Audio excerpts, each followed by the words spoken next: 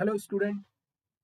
सो आज का session basically depend करेगा आपके क्वेश्चंस के ऊपर। आपने जितना भी अभी तक नॉलेज गेन किया है सेट, रिलेशन और फंक्शन में, उनके बेस्ड पर जो आपके डिफेंस में क्वेश्चंस आए हुए हैं हम उन क्वेश्चंस के ऊपर डील करने वाले हैं। लेकिन उससे पहले कुछ छोटी छोटी चीजें जो हमें पता होनी चाहिए।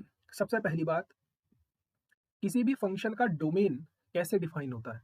जैसे अगर मैं आपसे बोलूं आपको एक फंक्शन गिवन है f x equals to x और इसका डोमेन बताओ, डोमेन क्या होगा। एक दूसरा फंक्शन है f x equals to one by x, इसका डोमेन बताओ क्या होगा।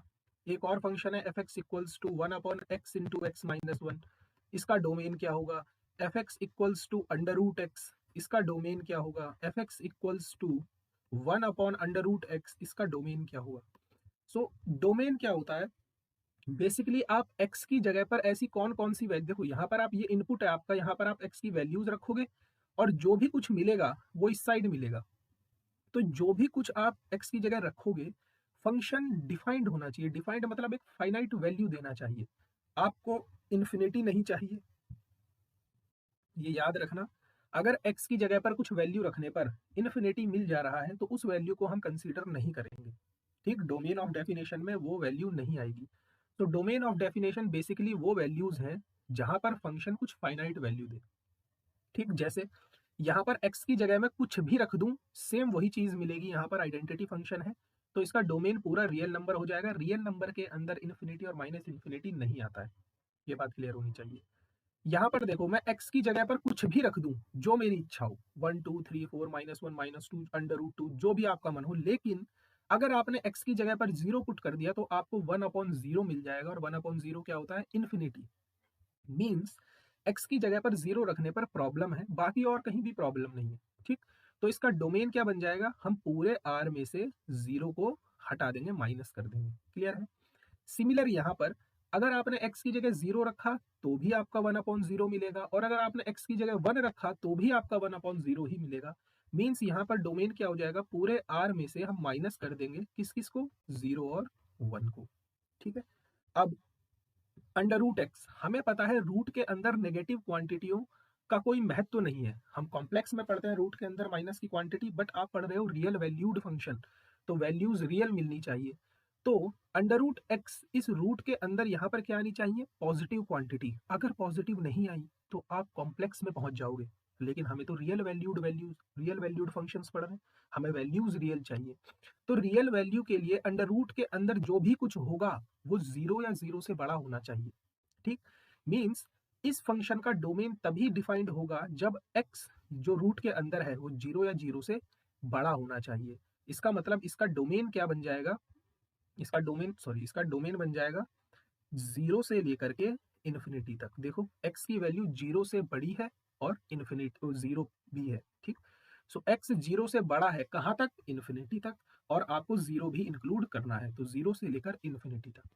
अब आप यहाँ पर देखो, यहाँ पर 1/√x, अभी हमने देखा ये अंडर रूट x कहाँ पर डिफाइंड होता है, जीरो से लेकर के इन्फिनिटी पर, ये हमें पता है। लेकिन यहाँ पर 1 अपॉन, अगर आपने x की जगह पर जीरो पुट कर दिया तो गड़बड़ है, तो ये इन्फिनिटी दे देगा, यानी कि x की जगह पर जीरो नहीं आ सकता।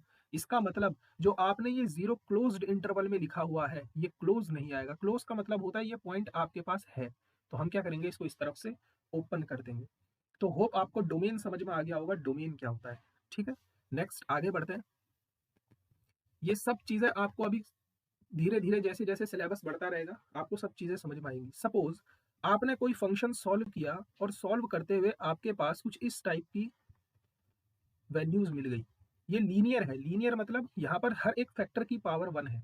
ठीक, तो इसको हम कैसे सॉल्व करते हैं कि ये इंक्रीज होगा डिक्रीज होगा, कहाँ पर इसकी वैल्यू पॉजिटिव होगी कहाँ पर इसकी वैल्यू नेगेटिव होगी, इसको कहते हैं वन लाइन रिप्रेजेंटेशन। और ये आपको आना चाहिए, ये आपको हर जगह मदद करने वाला है, इंक्रीजिंग डिक्रीजिंग में, मैक्सिमा मिनिमा में।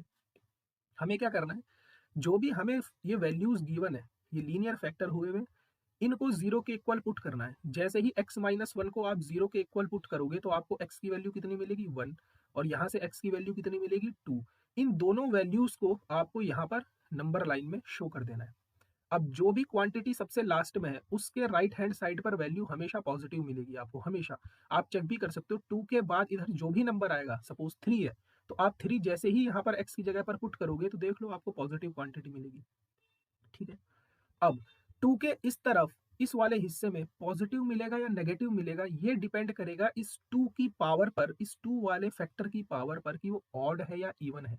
अगर पावर ऑड है, ये आपको याद रखना है, अगर पावर ऑड है तो साइन चेंज होंगे, ठीक है, और अगर पावर इवन है तो साइन चेंज नहीं होंगे, ये आपको याद रखनी है।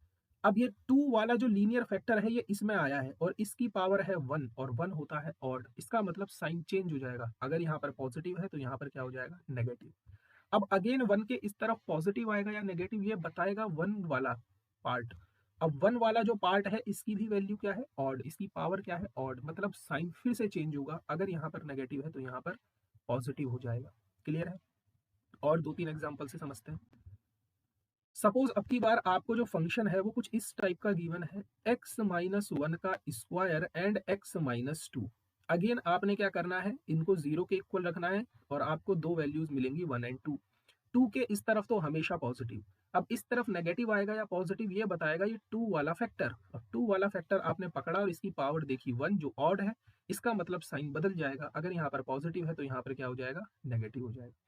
अब 1 के लेफ्ट हैंड साइड का पार्ट पॉजिटिव है या नेगेटिव वो बताएगा 1 वाला फैक्टर, और 1 वाला फैक्टर ये है और इसकी पावर है इवन, और इवन में हमने बोला साइन चेंज नहीं होगा, मतलब अगर यहाँ माइनस है तो यहाँ भी क्या होगा, माइनस होगा। ये बात क्लियर है? और समझते हैं।